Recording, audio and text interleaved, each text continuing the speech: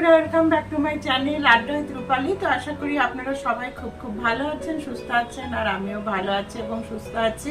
এই সবেমাত্র স্নান টান করলাম আর এখন আমি পুজো দিতে যাব।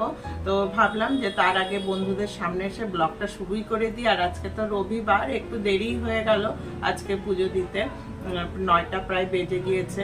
সে যাই হোক, কিছু করার নেই, রবিবার দিন তো একটু ধীরে স্থিরে করি, যার ফলে দেরি হয়ে যায়।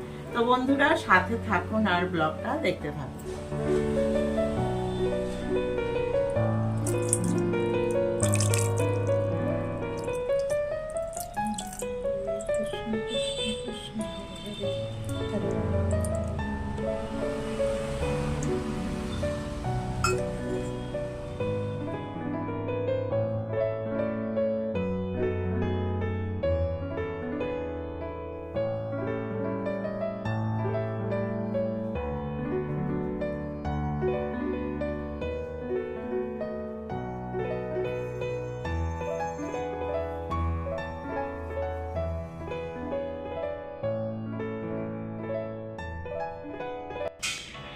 আর এই যে গোপাল সোনাকে কেমন লাগছে অবশ্যই জানাবেন। গোপাল সোনার স্নান, সাজগোজ সব কিছু হয়ে গেল আর আমি এখন পুজোতে বসবো।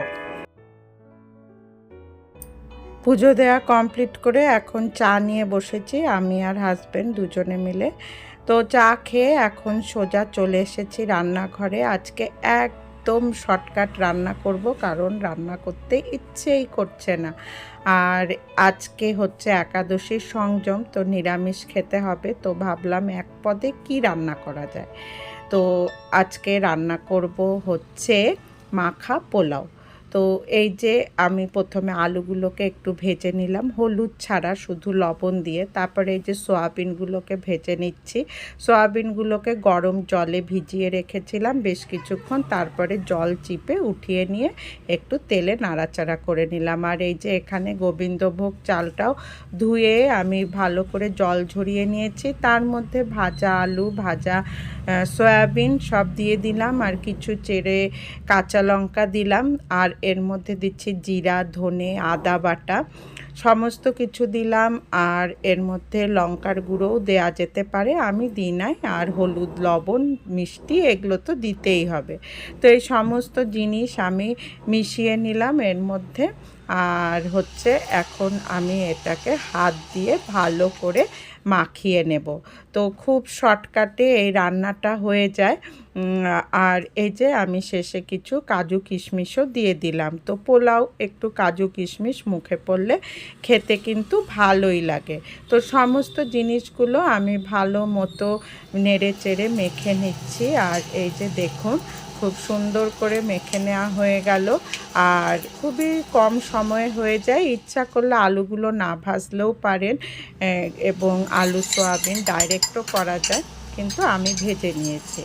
আর এই যে আমি এখন প্রেসার কুকারে একটু তেল আর ঘি মিশিয়ে দিয়েছি। আমি এখানে সাদা তেল ইউজ করেছি। আর হচ্ছে এই যে এখন আমি এর মধ্যে কিছু গোটা গরম মশলা, একটা শুকনো লঙ্কা আর দুটো তেজপাতা ফেড়ে দিয়ে নাড়াচাড়া করে নিলাম। তারপরে এই যে আমি এই মেখে রাখা চালটা দিলাম। আমি তো চালটা এভাবে মেখে ম্যারিনেট করে বেশ কিছুক্ষণ ঢাকিয়ে রেখেছিলাম। তো এখন একটু নাড়াচাড়া করে নিচ্ছি। তারপরে আমি এই যে মাখার সময় আমি গরম মশলাটা দিতে ভুলে গিয়েছিলাম, সেই কারণে এখন আমি গরম মশলাটা দিয়ে দিলাম। দিয়ে আবারও নাড়াচাড়া করে নিচ্ছি। যা সুন্দর সেন্ট বেরিয়েছে না, মানে কি বলবো, খুব সুন্দর সেন্ট বেরিয়েছে। একেই তো গোবিন্দভোগ চাল, তারপরে ঘি দেওয়া হয়েছে, খুব সুন্দর সেন্ট বেরিয়েছে। এখন আমি জল দিয়ে দিলাম। জলটা পুরো আর কি হাই ডবল দিতে লাগবে, মানে আমি এখানে 2 কাপ চাল নিয়েছি, তার জন্য আমি 4 কাপ জল দিলাম। আর এই যে প্রেসার কুকার বসিয়ে একটা সিটি মেরে নিয়েছি। আর এই যে দেখুন খেতে বসেছি। এর সাথে ভেজেছিলাম কিছু পাঁপড় আর বেসন দিয়ে কুমড়ো। আর একদম দেখুন ঝরঝরা হয়েছে পোলাওটা, খেতে কিন্তু খুব সুন্দর হয়েছিল। একদিন অবশ্যই ট্রাই করে দেখতে পারেন। বন্ধুরা এই যে রেডি হয়ে গিয়েছি, সেজেগুজে একদম কমপ্লিট। এখন একটু বের হচ্ছি, যাচ্ছি যাচ্ছি হচ্ছে সিনেমা দেখতে। সিনেমার নাম হচ্ছে গৃহপ্রবেশ। অনেকদিন থেকে ভাবছি দেখতে যাব, সেটা আর হয়ে উঠছে না। তো আজকে অবশেষে সেই সময়টা হলো, তো যাচ্ছি। ঠিক আছে, আর বেশি কথা বলবো না, কারণ দেরি হয়ে গিয়েছে। আবার এসে কথা হবে।